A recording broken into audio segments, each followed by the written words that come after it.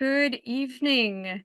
This is Michelle Erin with the LaRouche organization, joined here by President of the LaRouche organization, Diane Sayre, with the first of our on the ground reports of the activities, field activities, activation of the international LaRouche movement. Diane, would you give us a few words? Sure. Obviously, the world is in an unbelievable transition. The United States, hopefully, we will get to January 20th and have the inauguration of President Donald J. Trump. And hopefully, he will make good on some of his promises, like resolving the Ukraine crisis, etc. But we have also this gut-wrenching anguish with the ongoing genocide in Gaza. And we decided we should start giving people a sense of the power of the LaRouche movement the world over. Why was Henry Kissinger so freaked out about Lyndon LaRouche? And you'll get a glimmer of it by what we show. I also want to urge everybody who's watching this, you will see some footage of different demonstrations and things like that. You can do this. You can do it in your city, your state, wherever you are, and send in a video file, send in a video report, or send in photographs, and we will select from the activities that people are participating in throughout the week and broadcast. Right now, the plan is every Wednesday night at 8 p.m. You'll get a roundup of what LaRouche activists have been doing to change the course of history. Great. Um, Wonderful. So we're actually going to start this program with activities of our friends in Germany, where the president of the Schiller Institute, Helga Zepp-LaRouche, resides. This is petitioning activity taking place in Berlin, where our party there, the Buzo Party, is collecting the necessary petition signatures to get on the ballot. And Diane, I think you know a little more in depth on this one, please. Well, people may have been following that governments in Europe are having a hard time because they're trying to ram through this policy of destruction of Russia, thermonuclear war with Russia, and Europe is a lot closer to Russia than the United States. So if there's a response, they're likely to bear the brunt of it, and people aren't really happy about that. So the government of France collapsed. The government of Germany, remember Olaf Scholz standing next to Joe Biden when Biden said Nord Stream will end. So not surprisingly, there was a no confidence vote. Olaf Scholz is out. They're calling elections very quickly on February 23rd, and something that people who petitioned for me and Jose Vega will not be surprised by.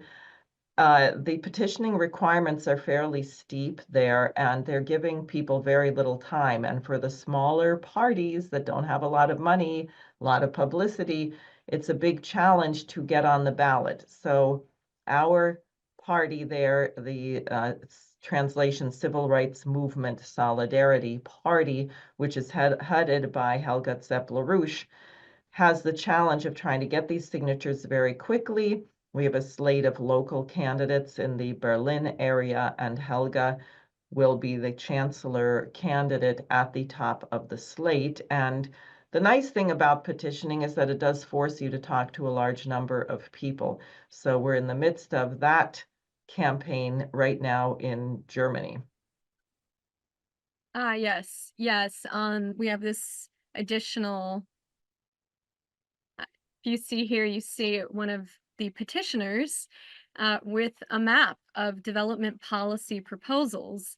So when you're out there having to talk to outrageous numbers of people, when you're a smaller party or a smaller or a non-affiliated candidate, you do get to talk to a lot of members of the population. So we're gonna come back to the United States now and see some of what some of our activists in the state of Texas were up to yesterday. Okay, Joe Jennings from the wonderful state of Texas, would you tell us about your deployments yesterday? Yes, good morning, Michelle. I am down here in Houston, and we brought together a team of rambunctious activists down there to the Texas Medical Center in Houston, which is the biggest integrated medical complex in the world, 106,000 employees, 50,000 life science students there, thousands of medical professionals. This would be the place to reach out to the medical community around the world about the urgent and dire plight of the doctors, the health workers, and the children in Palestine. And that's what we intended to do. Okay, let's take a look at some photos from your activities. Okay, would you That's describe? me right there. We got up at 5:30 in the morning to reach the satellite parking lot south of the medical center called Smithlands, and we had a very special leaflet that highlighted a report that was given to the UN Security Council where people that have are being targeted specifically because they are healthcare workers. And at that deployment, myself, Ron, and John, and it was about 40 degrees Fahrenheit, reached 350 people. We got a 350 leaflets right on the spot that they had to take this personally. This was not some remote thing over there. It affected them personally. And you can see the leaflet we were getting out right there where Dr. Haj Hassan from the medical practitioner at Medical Aid for Palestine says they tell us that they are targets because they are healthcare workers, that wearing scrubs and white coats is like wearing a target on their backs.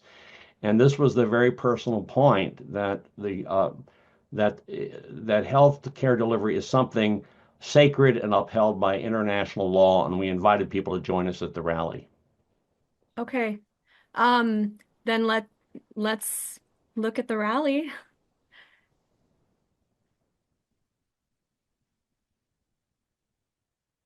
We're still there. You can see the train in the background, which people park in the parking lot, and there we are, and that's me Okay. with the bullhorn. You can see it says Texas Woman University behind us. On the right, you see Ken there in his keffiyeh, and my sign says uh, "Stop Stop kill. killing." Go ahead. Yeah, stop killing health workers. And in that picture, I'm talking to a lady who was actually from Iraq. This was the character of what we were reaching all day as pedestrians who had their own stories to tell. So we can. And that is a montage of our most of our group. There's a couple of people that don't show up in the picture, but you see behind us the spectacular combination of health sciences. And the big sign says uphold international law, defend hospitals, health workers, and children, all of Beautiful. which are sacred under international law. And that's my wife, Betty, on the left. A very special appeal to free Dr. Hassam Abu Safia, who was the administrator of the One Kamal hospital. Adwan Hospital, and that hospital was the last hospital remaining in northern Gaza. He came out to plead with the assailants, the tank drivers that were shelling his hospital, and they arrested him. And his whereabouts are still unknown, but we were bringing that point. And you can see Ken in the picture on the right holding that sign up to the oncoming traffic. Okay, here's a short little video panning some of the signs are out there. Oh, so you can see that we're out there at the intersection. Next. Okay. Great. And so you see Diane there in conversation with a couple of the passersby. And I asked her, and she said, by and large, the people that she was talking to did not know about the situation in Palestine, did not know, were unaware. Diane is also fluent in Spanish. She was speaking to a Hispanic lady on the right. The gentleman on the left said, I did not know about this, but I will read this. And we were getting that response again and again. Looks like you got interviewed by a news station. That's That's right. That's good. right. That's Ken there. And Channel 2 News from Houston came by and stuck around for an hour interviewing people, taking statements. So it's worth it going out and become the news event. Okay. That's Joel DeJean on the left, who was our candidate for the LaRouche movement, independent for U.S. Congress in the 38th district.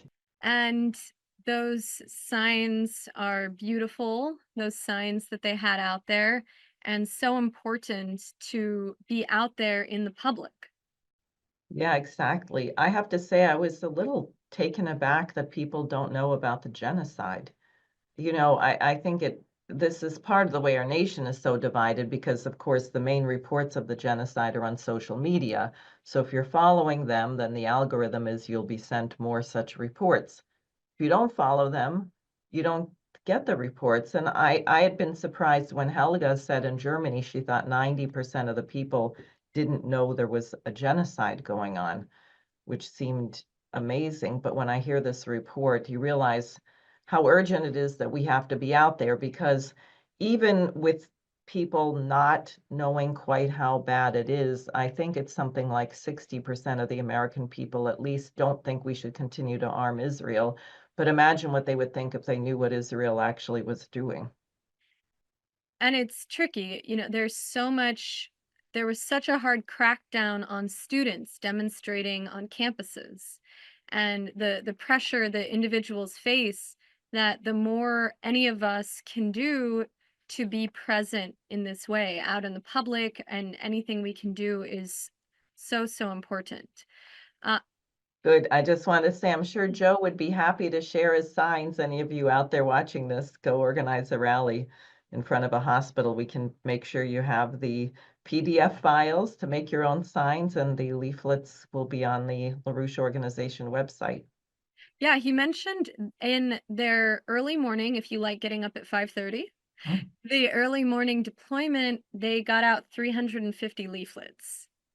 You're So right. To that's individual people, it's a lot. yeah, yeah, yeah, I'm sure it wasn't like, "Here's 50 leaflets, sir."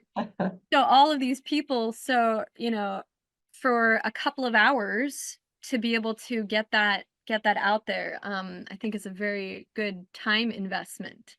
So we're gonna take up another activity of the LaRouche movement taking place, which took place in Washington, D.C., which was the participation of several LaRouche activists, including Jose Vega, with the Doctors Against Genocide for their monthly lobbying activity in Washington, D.C.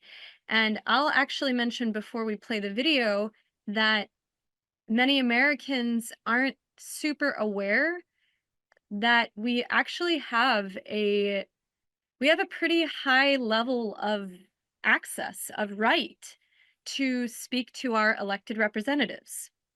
You can walk into your congressional office in Washington, D.C., and ask to speak with your congressman. Now, if you do it unannounced, the congressman might be busy. You can call in advance and schedule a meeting. You can also do this in the home district of your congressperson. And we should set up a lot of these meetings. If you want to do it with someone from the LaRouche organization, I guess info@laroucheorganization.com is a good email to reach into. So again, consider that you have the right to walk into the halls of Congress. So we're going to hear now from Jose, who drove down there to participate in this activity today. Okay. Hi, everyone. This is Jose Vega here, representing the LaRouche Youth Movement down in Washington, D.C. Normally, my stomping grounds are up in New York, but today I joined the Doctors Against Genocide in their lobbying efforts. Today, there were several meetings set up in both the congressional buildings as well as the senator building. So there was a lot of walking back and forth that was happening. We had a lot of productive meetings, stuff that I can't specifically talk about to you. But hopefully the fruits that you'll see in the next couple of weeks or so. So please stay tuned for anything we have to report, for any exciting updates. There was a press conference that happened in the Hart building at noon or so, with a lot of the doctors who came to lobby today wearing their white coats. And I personally got to sit in with some meetings with Dennis Fritz and Larry Wilkerson, people of the Eisenhower Media Group, as well as Dr. Jabbour and Dr. Hawash in different congressional offices. This is part of supporting the Doctors Against Genocide mission in bringing awareness to what's actually happening in Gaza and forcing the elected officials to actually do something about it. The time for rhetoric is over. The time for action is long past due, but it has to happen now. And from a lot of the meetings we saw today, we got some hope that something can actually happen. So stay tuned for what we have to report to you and for what will be coming in the next few weeks. We have some photos. Here is Jose out there at the Capitol. Beautiful buildings there. Here are a couple of photos of meetings he described. The doctors there are Doctors Jabbour and Hawash, the co-founders of Doctors Against Genocide. And I see Colonel Wilkerson and Colonel Dennis Fritz. Colonel yeah. Wilkerson, who was Colin Powell's chief of staff, and Dennis Fritz. These are not lightweights, by the way, for people who may not know them. Dennis Fritz was in the Pentagon, I forget for how long, 28 years or something, and then played a very important role with the Wounded Warrior Project, was taking care of people up at the VA, Walter Reed Medical Center, and of course, Colonel Wilkerson was with Colin Powell for many years, including the horrific, fateful decision to go to war with Iraq. So it's very significant that this caliber medical doctors who've been on the ground and people from the military and intelligence community getting together to straighten out and educate our congressmen. And I believe this is when everyone convened in the Hart building. You see a number of people in their white coats, and we have a zoom in here, the white medical coats that say Doctors Against Genocide. And I think that's what we have from this report. So we've seen petitioning in Germany, just leafleting, rallies in Texas, Washington, D.C. lobbying, and all of these were within the past, 48 hours? Yes, basically, I could say on things to come, the LaRouche organization will be shortly releasing a special dossier to put more pressure on the Congress to confirm the nominations of Tulsi Gabbard and Kash Patel, whose work can be extremely important in cleaning out the people who have lied us into war upon war and who have created such a rigged political system that opposition voices can't be heard. So hopefully by this time next week, we'll have some reports on that. I can tell you, you might want to, just for fun, look up the list that Kash Patel, who he thinks he wants to investigate when he comes in as FBI director. It has such savory or unsavory characters as Hillary Clinton, John Brennan, Fiona Hill, Yankovic, what was her name? The lady who was going to head the disinformation, Nina Yankovic, I think, or something, Jankovic, Biden's disinformation police state apparatus, James Clapper, James Comey. It's a great list of people who really deserve to be in some trouble. So if you haven't yet, sign up for a monthly donation to the LaRouche organization to support these and more activities. And on your on-the-ground reports, we want to hear from you. Info@LaRouche